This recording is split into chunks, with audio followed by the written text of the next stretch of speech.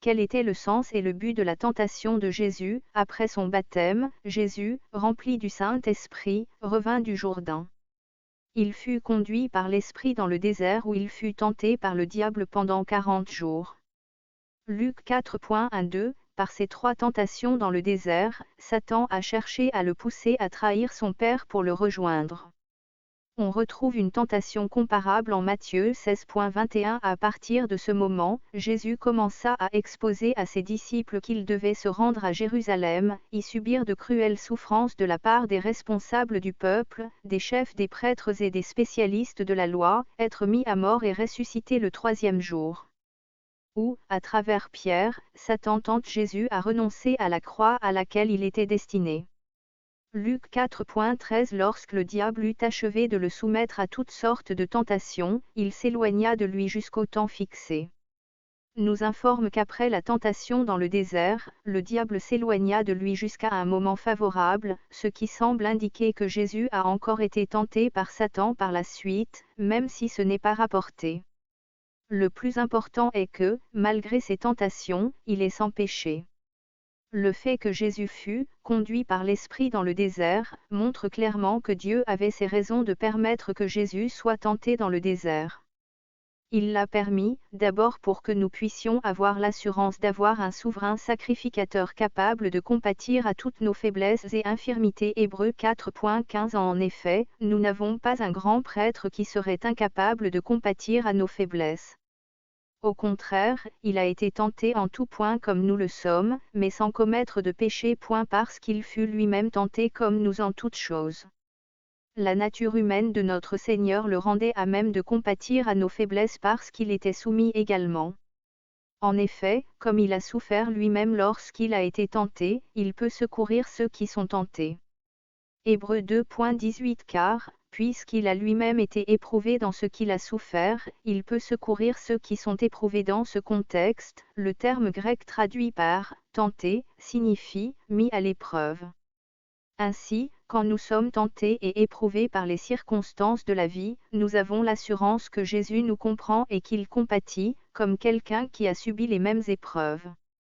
Les tentations de Jésus suivent 3 modèles communs à tous les hommes. La première tentation est celle de la convoitise de la chair. Matthieu 4.3. Le tentateur s'approcha et lui dit, « Si tu es le Fils de Dieu, ordonne que ces pierres se changent en pain », ce qui comprend tous les désirs physiques. Notre Seigneur avait faim et le diable l'a incité à changer les pierres en pain, mais il a répondu en citant Deutéronome 8.3. « Oui, il t'a fait connaître la pauvreté et la faim, et il t'a nourri avec cette manne que tu ne connaissais pas et que tes ancêtres n'avaient pas connue. » De cette manière, il voulait apprendre que l'homme ne vit pas seulement de pain, mais aussi de toute parole prononcée par l'Éternel. La deuxième tentation était celle de l'orgueil de la vie, Matthieu 4.5-7. Ici, le diable a voulu se servir d'un passage des Écritures contre lui. Psaume 91.11. Car à ses anges, il donnera des ordres à ton sujet pour qu'ils te protègent sur tes chemins, mais le Seigneur a répondu par un passage contraire, Deutéronome 6.16, déclarant qu'il aurait tort d'abuser de son pouvoir. La troisième tentation était celle de la convoitise des yeux. Matthieu 4.8. Le diable l'emmena encore sur une très haute montagne. Là, il lui montra tous les royaumes du monde et leur magnificence. C'était la meilleure voie possible vers la messianité, sans passer par la passion et la crucifixion pour lesquelles il était venu. Le diable, qui contrôlait les royaumes du monde. Éphésiens 2.2. Par ses actes, vous conformiez alors votre manière de vivre à celle de ce monde et vous suiviez le chef des puissances spirituelles mauvaises, cet esprit qui agit maintenant dans les hommes rebelles à Dieu. Était prêt à tout donner à Christ pour obtenir son allégeance. La nature divine du Seigneur frémit rien que d'y penser et il répondit fermement, « C'est le Seigneur, ton Dieu, que tu adoreras et c'est lui seul que tu serviras. » Matthieu 4.10. Alors Jésus lui dit, « Va-t'en, Satan. Car il est écrit, tu adoreras le Seigneur, ton Dieu, et c'est à lui seul que tu rendras un culte. » Deutéronome 6.13. C'est l'Éternel ton Dieu que tu dois craindre, c'est à lui que tu rendras un culte, et c'est par son nom que tu prêteras serment. Nous faisons face à de nombreuses tentations à cause de la faiblesse naturelle de notre chair, mais nous avons un Dieu qui ne permettra pas que nous soyons tentés au-delà de nos forces, mais préparera un moyen d'en sortir. 1 Corinthiens 10.13 Les tentations qui vous ont assaillis sont communes à tous les hommes.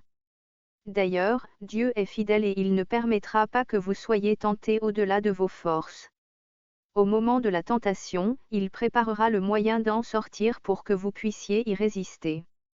Nous pouvons donc être victorieux et remercier le Seigneur de nous avoir délivrés de la tentation. L'expérience de Jésus dans le désert nous aide à comprendre ces tentations communes qui nous empêchent de servir Dieu efficacement. En outre, les réponses de Jésus à la tentation nous montrent exactement comment nous devons répondre, en citant les Écritures.